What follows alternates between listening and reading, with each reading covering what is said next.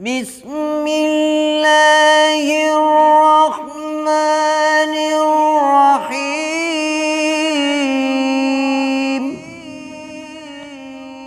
الرحمن علم القرآن خلق الإنسان علمه البيان.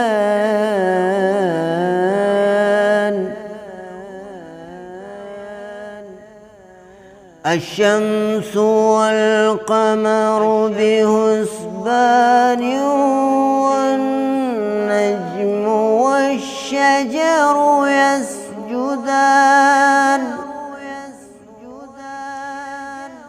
والسماء رفعها ووضع الميزان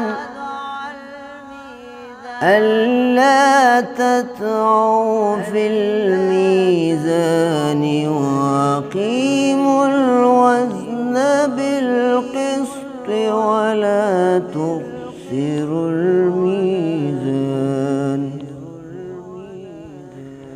والأرض وضعها للأنام فيها فاكهة والنخل ذات الأكمام والحب ذو العصف والريحان.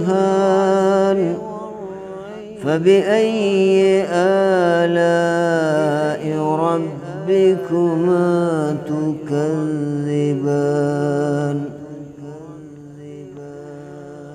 خلق الإنسان من صلصال كالفخار وخلق الجن من مارج من نار.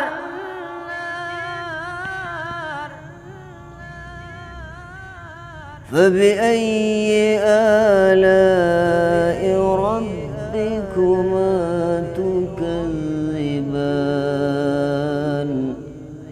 صدق الله